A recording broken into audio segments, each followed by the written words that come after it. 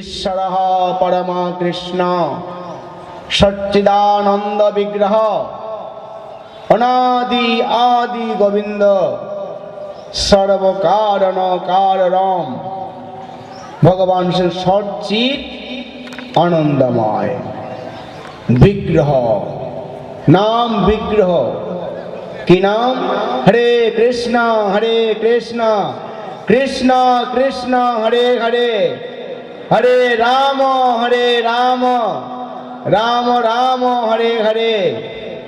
এই নাম বিগ্রহ ভগবান প্রকাশ করেছেন। বাগময় বিগ্রহ ভাগবতম ভগবানের দেহ, ভাগবতের দ্বাদশটি স্কন্ধ, তাই না?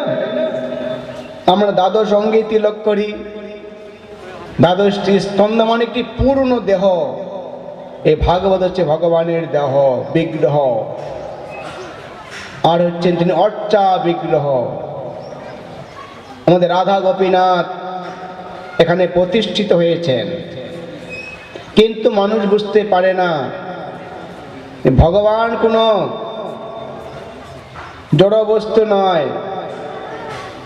আমাদের আচার্যগণ 8 প্রকার বিগ্রহের বর্ণনা দিয়েছেন। 8 প্রকার। নবদ্বীপে আছে সোনার গৌরাঙ্গ, নাকি পণ্ডিতজি? কিসের গৌরাঙ্গ আছে নবদ্বীপে? সোনার গৌরাঙ্গ। ওখানে লোক খুব ভিড় করে। সোনার গৌরাঙ্গ। আরে ভগবান সোনা রূপা কি আছে? ভগবান ভগবানে, কিন্তু মানুষের জড় দৃষ্টি সোনার গৌরাঙ্গ দেখতে যাব। ভগবান 8 ভাবে বিগ্রহ, চিন্ময়, মৃন্ময়, দারুময়, হ্যাঁ, পটময়, মনোময়। তারা ভগবানের পরম ভক্ত, তারা মনে মনে বিগ্রহেরকে আবিষ্কার করে বিগ্রহ প্রস্ফুটিত হয়। অনেক প্রমাণ আছে বৃন্দাবনে। তা মনে মনে বিগ্রহ প্রস্ফুটিত হয় তাদের কাছে, কিন্তু সোনার গৌরাঙ্গে যায়। আমাদের মন্দিরে আসে, বলে প্রভু মহারাজ রাধারানীর পায়ের নুপুরটা কি সোনা না রূপা, কানের দুলগুলো, মালাটা, তারপরে কৃষ্ণের বাঁশিটা, ও স্বর্ণ রূপ দেখে, রাধা গোপীনাথকে দেখতে পায় না। হরি বল, বোঝা গেল? আরে ভগবান সামনে আছে, সে দেখে স্বর্ণ রূপ, ভগবানকে দেখতে পায় না। আমাদের জড় দৃষ্টি। আমি খালি চোখে ভালো দেখি না, অনেকে আছে দেখে। দেখতে গেলে কি সাহায্য লাগে? চশমাটা সাহায্য লাগে কি? যারা বয়স হয়েছে খালি চোখে দেখতে পায় না, আমি দেখতে পাই না খালি চোখে, সাহায্য করে চশমাটা। তেমনি করে আমরা জড় বুদ্ধি দিয়ে, জড় জ্ঞান দিয়ে আমরা কৃষ্ণকে, ভগবানের বিগ্রহকে কোনোদিন দেখতে পাবো না, দর্শন করতে পারবো না। আমরা স্বর্ণরূপ দর্শন করব, চোখের পাওয়ার কমে গেছে। বুঝে গেল? যাদের চোখের পাওয়ার কমে গেছে তারা বই পড়লে গোটা সমান দেখে, তাই না? চোখের পাওয়ার কমে গেছে। কে কৃষ্ণ দেখাতে পারে?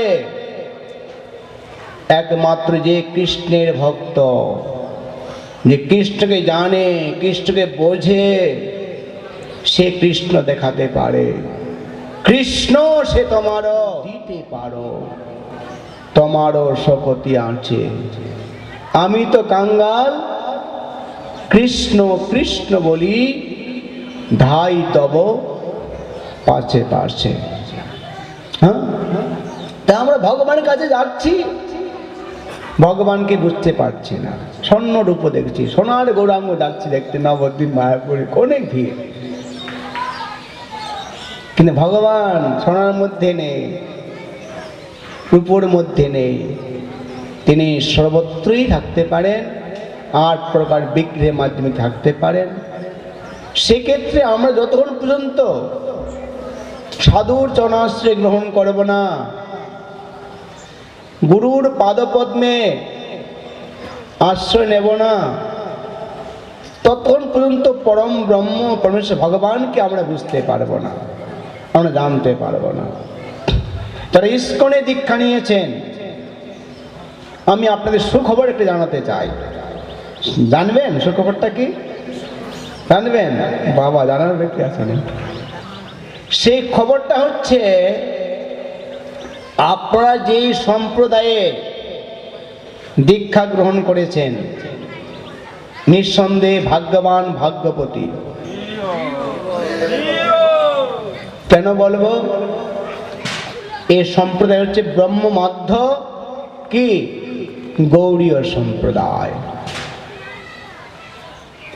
এই ব্রহ্মমাধ্য গৌড়ীয় সম্প্রদায়ের প্রবীণতম সন্ন্যাসী আচার্য শ্রীপাদ মাধবেন্দ্র পুরী, তার শিষ্য ছিলেন শ্রীপাদ ঈশ্বরপুরী। নাম শুনেছেন? এই ঈশ্বরপুরীপাদ মাধবেন্দ্র পুরীপাদের সেবা করতেন। ঈশ্বরপুরীপাদ একদিন মাধবেন্দ্র পুরীপাদ ঈশ্বরপুরীপাদের প্রতি অত্যন্ত প্রসন্ন হয়েছিলেন, খুশি হয়েছিলেন, তাকে আশীর্বাদ দিয়েছিলেন, হে ঈশ্বরপুরী, তুমি মহাধন লাভ করবে, তুমি কৃষ্ণ প্রেম লাভ করবে। ঈশ্বরপুরীপাদ কিছু বুঝতে পারেননি। গুরুর নির্দেশ আমরা সহজে বুঝতে পারি না, আমরা মূর্খ। গুরুদেব হচ্ছে বিজ্ঞ, বিজ্ঞের কথা মূর্খ সহজে বুঝতে পারে না। পারে? আমরা দেখতে পাই, স্কুলে পড়তাম, স্যার এতবার বলে আমরা মনে রাখতে বুঝতে পারি না, হয় না?